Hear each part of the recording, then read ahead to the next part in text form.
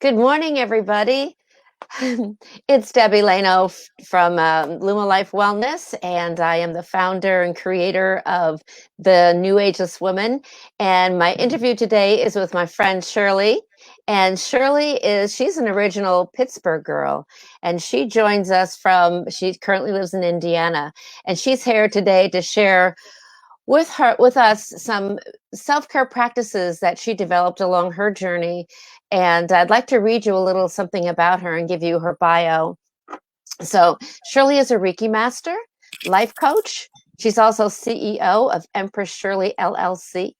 She had a thriving career as an educator and social service provider, but had no time for herself, her health and wellness, or spending time with her son, who was a special needs child and was missing some of his childhood or community.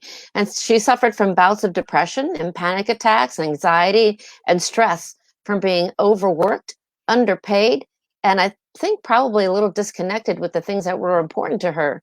So she went on her own personal journey of immersive self-care practices that really invigorated and nourished her.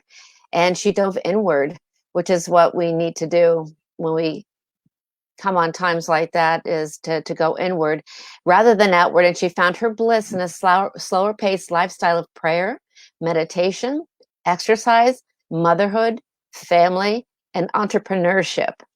And now she shares all of what she has learned personally and professionally through her coaching business that focuses on helping women through the specific needs of raising children that are special needs, and servicing women who are really going through burnout. So Shirley, I'm really anxious to have you share more of your story with us and to really let our viewers know what your personal trials were and how that really was instrumental in leading you more towards your future and where you are today and how you're helping women. Well, thank you so much, Debbie. I feel so blessed to be here and share such a wonderful community here. And basically, I really found myself just beside myself with working. I was working as a mental health therapist in a local community, but I had about a 2.5 to 3 hour commute and both ways. And by the time I got home, I was just beside myself. My son was already put to sleep. Um, there was nothing more for me to do but to start the day again when I got back home. I had a nanny in the house that was really taking care of my son. My marriage was was on the rocks because I didn't have a lot of time to spend with my partner, and I really wanted to turn it around. I got the wake up call when my employer decided to let me go because of after FMLA, they decided that my caseload was not high enough to sustain me. And I decided, well, this is probably the best situation for me to really go ahead and focus on my family and what matters. I would have to say that that was divine intervention, don't you think?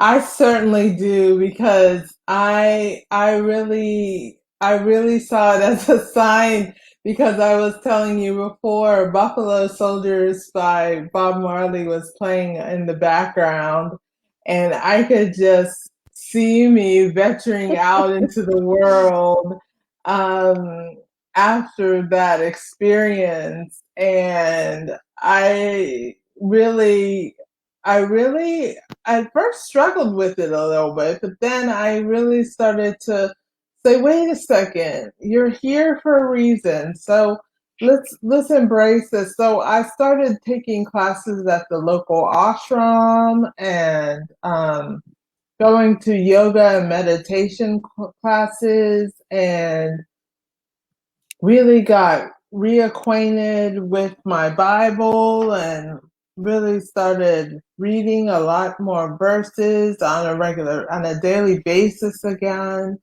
taking nature hikes and Oh, meditation in the woods with my drum.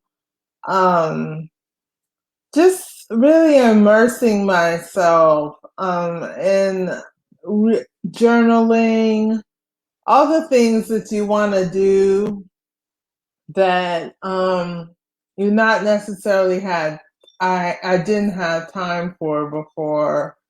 Um, and then I started to see that other women, I had time to put myself first. And um, when I wasn't putting myself first, I was a complete basket case. I was going through running back and forth to the therapist's office and social service agencies, having panic attacks. Um, and all that subsided when I decided to really devote myself to a daily practice of meditation. so let me ask you a question then. So here you are running from place to place and really feeling anxiety and panic. And so you realized you had to do something to change that trajectory, right? Correct. So did you carve out time first thing in the morning to set your day right? Is that the new routine that you started to instill to change that? Initially, my husband had a lot of band practices in the evening, and so I had the time in the evening to spend with myself. We had a room, our meditation room that we had already designed we used for our spiritual practices with all our altars in there. And I just hung out in there. I spent time when he was at band practice and um, really reconnected with myself, and I got really centered and grounded with myself, started to listen to my inner voice and hear what the Almighty wanted me to do. And Mm. I I cannot really speak highly for that. I cannot speak highly enough for that. That meditative practice is crucial, I think. I really found that it was so instrumental. Time went by and I had less and less contact with my mental health therapist because I was doing so well, and my son started to thrive because I put myself first. You know, they always say when you go up to the airport, put your oxygen mask on first before putting it on anybody else. And we as women find that as something that's not something that comes natural to us. And I had to learn how to do that. So what I did was I eventually started having meditation practice twice a day, 40 minutes in the morning and 40 minutes in the afternoon in the evening. And really got my life together. And by the time of implementing these practices and going to yoga and taking long walks in nature, my mental health therapist told me that I no longer had the diagnosis that I was suffering from. That's beautiful, Shirley. Yes, that's so, it's people look at that and they think, really? And I say, really? It does help. I mean, getting grounded, it's kind of an overused term today. Get grounded, feel balanced, meditate. But if you really do the work to do it and to practice it, it is life changing. That is what I found. And then I started sharing just with the circle of friends that I had what I was doing with myself because they noticed the change in me. And so I started to think, maybe I should start to do this professionally. A lot of people are asking me about meditation. And so I also wanted to help other women to really come to terms with um, having a special needs child. And I was always really a resourceful person. And so I started to help professional women to really put themselves first so that they can have a life of thriving with their special needs child, professional women, and special needs children with my first business. That And is such that is such a big niche and such an underserved niche, I think. There are needs that are so specific to women who are caring for special needs children, and I thank you for the work that you've done in that area. well, it's a pleasure. It's so much joy to see somebody who not necessarily maybe had a spark of hope that really needs to really just shine. And what I've noticed is with our special needs parents, we're so accustomed to um, doctors and diagnoses and problems that we project that onto our children, and so that really reinforces the illness as well. So really coming out of that and really saying that anything is possible in this situation with faith in the mama, anything is possible was Oh, the I was love the that. saying I had for my business as for Possible Mama LLC, and I carried that with it. I still carry that. I also picked up some skills as a Reiki master. My husband is a Reiki master, and he taught me how to teach other women how to do Reiki on their own selves for self care to de stress and center and address some of the emotional issues on a daily basis for themselves right after they do their meditation practice, and also just to heal their families. We as women are the first medicine people on this planet, and so I wanted to carry that on with helping other women to know that they had with inside themselves, even when we have our moon cycles as women, those are the opportunities for us to really dive deep in and heal our families from any kind of discomfort, disease, or disorder that is health, has a hold on our family. So those are some of the things that I like to pass on to women and to help them to understand that tuning within opens up your world, and having a really taking stock of life, listening to the birds sing in the morning, Yes. walking bare feet and getting grounded in the earth, and really helping them to have a lifestyle change, not only just having meditation in your life, but just having a slower pace of life so you can breathe in the goodness and and exhale the things that no longer serve you on a regular basis. Go from breath to breath to breath, and one moment of serenity to the next moment of serenity to the next moment of serenity. And I really believe God equipped us with all of this ability. He equipped us to be able to heal ourselves and our families. I give God the credit and this marvelous human being that He created, that we are capable of so much. That is so true. And not only that, I really found my spiritual journey in this walk when they did give me my papers to move on.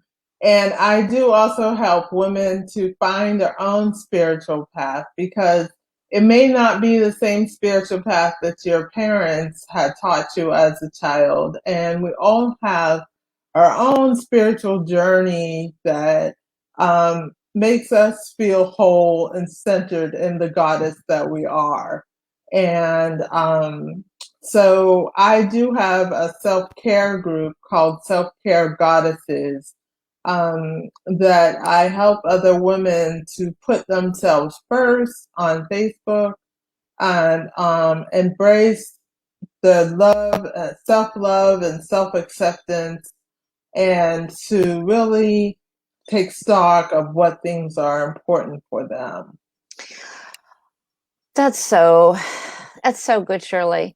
I think that self-acceptance is a huge thing to master.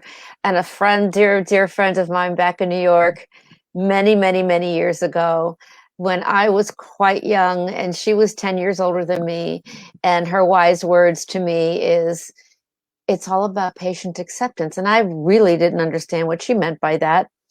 But I was like, oh, okay, that's cool. I'm 30 something, she's 40 something, and she's, but I learned a lot from her. Some of her words stand true in my mind.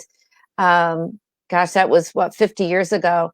And she told me, no, not 50 years ago. What am I talking about? More like 30 years ago. She also told me that inflammation was the cause of all disease. I'm like, really? And today it's true. Inflammation is the cause of all disease. But back to patient acceptance, I first heard that term in my early 30s, but I didn't really understand what that meant until my 50s.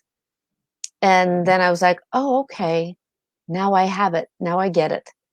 It is, because I think don't you think that this culture has been obsessed with goals and achieving and success, and I'm not giving in and I'm not accepting, and I'm going to, break it all, go to the limits. I'm not saying that's a bad thing, but I'm saying there's much to be learned from patient acceptance of where you are at that moment in time, to really Yes. accept yourself entirely, completely. Yes, and I have really gone on a journey with that myself, and really learned through. I'm a MAP practitioner, and um, I really learned through that, and also EFT tapping. My husband and I do that on a regular basis every day, and at the end of the night, and at the end of the day, we do a wrap of tapping, and we talk about unconditional love, acceptance, and forgiveness for ourselves and for each other as a couple. And Oh, oh, can we do can you lead us through a real quick round of it? Because I love tapping, and a lot of my friends and clients, I've walked them through tapping, and I would love for you, if you would be willing to share us your tapping round, especially with the unconditional love and sure, forgiveness. I love that. Let's do it. okay, no problem. I'm sorry for busting in, but I just think that'd be something so cool to share. Sure. There's a few points. We use the karate point here, and then underneath these are there's a couple different points than the regular tapping points. Just the one under the nose, and then under the chin, and then back to the point. Those are just for first point. And then there's also this one right here on the collarbone. So I think I got them all. Let me see here. So I would say we'll start with the collarbone.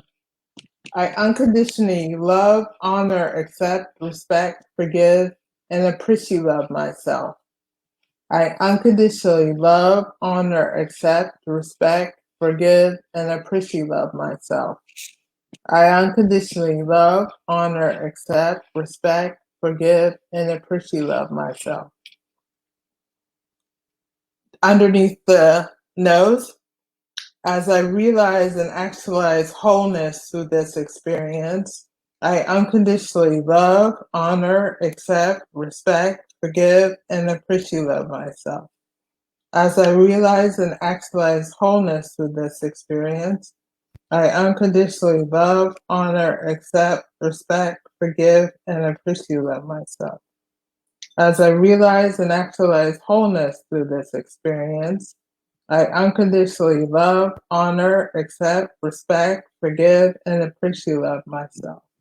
And actually, it's not under your chin, but back to their arm, your Karate the chop. karate chop. I unconditionally love, honor, accept, respect, forgive, and appreciate myself in all ways, always, no matter what. I unconditionally love, honor, accept, respect, forgive, and appreciate myself in all ways, always, no matter what.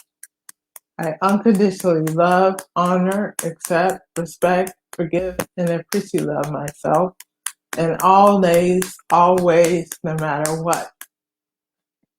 And take a deep I breath in. love that.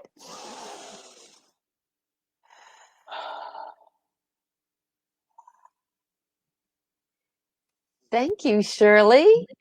Did I You're have to ask you? welcome. I have to ask you a question. Did you say appreciate love, like combining Yes, appreciate and love? Because at first I was like, I don't know if I'm hearing her right. So it's appreciate love. That's really cool. yes. That's Rasta term that we use. As Rasta, we always speak in terms of what things actually are because the English language is something that is not very specific.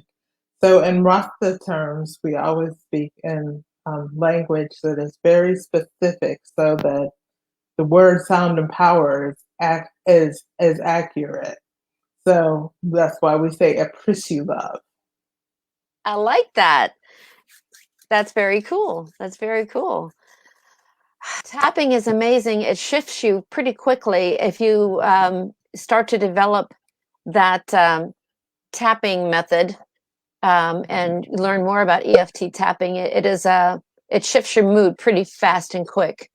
You know, Yes, and yes, yeah. and it is something that I do practice in Empress Shirley LLC. I do teach women how to tap and also to do Reiki and just a bunch of different modalities just to help center and ground, guided meditation. Oh, yeah, that's a good one too. I found the EFT tapping. I don't know Reiki yet, but I found that tapping and guided meditation very, very useful in my map sessions as well. That it can unstick you, get you unstuck. Right, Yeah. exactly. So Shirley, we're about running close on the time, so I really would love for you to share your final burning message to the ladies out there in our audience, and what would you say to them today? I have a challenge to ask you. Basically, what would it take for you to put yourself first? Um, what steps do you need to do? And would that be working with someone? Would that be going to bed early? What would it take? Do you need to hire someone to help you to be accountable for for for your journey or to help you with the plan? Or do you need what is it that you need?